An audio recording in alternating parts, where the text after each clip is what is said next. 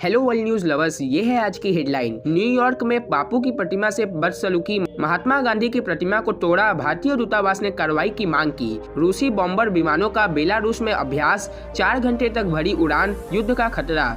America ने Iran पर लगे प्रतिबंध में दी ढील, तेहरान बोला स्वागत करते हैं लेकिन यह अपर्याप्त। भारत ने उठाया हिंदू फोबिया का मुद्दा, तिरुमूर्ति ने कहा हिंदू, सिख और बौद्ध के खिलाफ हिंसा चिंता का विषय।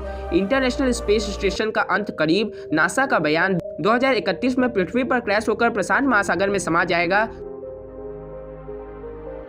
अमेरिका के न्यूयॉर्क में महात्मा गांधी की कॉपर से बनी प्रतिमा के साथ शरारती तत्वों ने तोड़फोड़ कर दी। मैनहट्टन इलाके में हुई घटना के बाद भारत के दूतावास की तरफ से नाराजगी जाहिर की गई है। वहीं भारतीय अमेरिकी समुदाय ने भी घटना पर चिंता जताई है। न्यूयॉर्क में भारत के दूतावास के मुताबिक कुछ अज्ञात लोगों ने प्रतिमा के साथ तोड़फोड़ की। बयान में कहा गया है कि दूतावास प्रतिमा के साथ तोड़फोड़ की इस घटना की कड़ी शब्द में निंदा करता है। फिलहाल इस मामले को स्थानीय अधिकारियों और अमेरिकी विदेश विभाग के सामने तत्काल जाँच के लिए उठाया गया है। अफसरों से इस जिम्मेदार लोगों के खिलाफ कार्रवाई करने की अपील की गई है। 8 फुट ऊंची यह प्रतिमा गांधी मेमोरियल इंटरनेशनल फाउंडेशन ने दान की थी।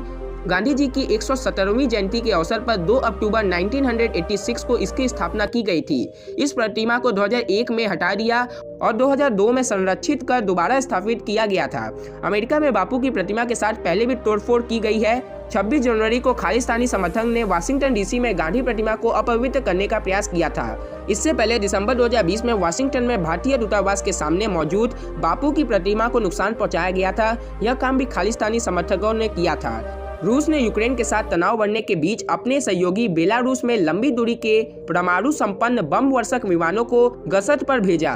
रूस के रक्षा मंत्रालय ने बताया है कि 2 Tu-22 M3 बम वर्षक विमानों ने बेलारूस की वायुसेना और वायु रक्षा के साथ 4 घंटे के अभियान के दौरान अभ्यास किया। यूक्रेन और रूस के बीच तनाव दिनों दिन बढ़ता जा रहा है। आशंका जताई जा रही है कि यूक्रेन पर रूस कभी भी हमला कर सकता है।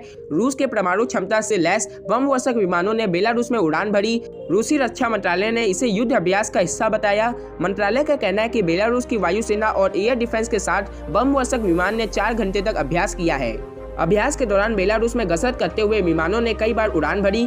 बेलारूस की सीमा यूक्रेन के उत्तर से लगती है। यह मिशन ऐसे समय में चलाया गया है जब क्रेमलिन ने साइबेरिया और समुद्री पूर्वी क्षेत्र में अपने सैनिकों को बेलारूस भेज दिया है। इस तैनाती के साथ यूक्रेन के पास रूस का सैन्य जमावड़ा बढ़ गया है, जिससे पश्चिम देशों की रूस द्वारा यूक्रेन पर आक्रमण करने की आशंका बढ़ गई है। ईरान के साथ परमाणु वार्ता में जुटे अमेरिका ने तेहरान पर लगे प्रतिबंध में ढील दी है। इसके बाद ईरान ने अमेरिका के इस कदम का स्वागत किया है। ईरानी विदेश मंत्री ने कहा है कि हम अमेरिका के प्रतिबंध में मिली ढील का स्वागत करते हैं, लेकिन यह अपर्याप्त है। अमेरिका ने यह ढील ईरान को फिर से 2015 के परमाणु समझौता में लाने के लिए दी है। इस बीच ब्रिटेन, जर्मनी और रूस के प्रतिनिधि वियना में ईरानी अधिकारियों के साथ परमाणु समझौता पर वार्ता कर रहे हैं।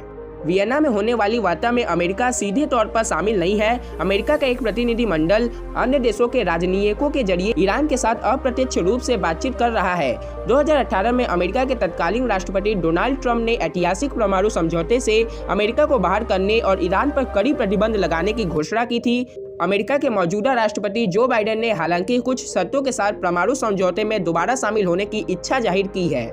संयुक्त राष्ट्र भारत ने विश्व भाईचारा दिवस पर अंतर्राष्ट्रीय समुदाय से हिंदू फोबिया का मुद्दा उठाया।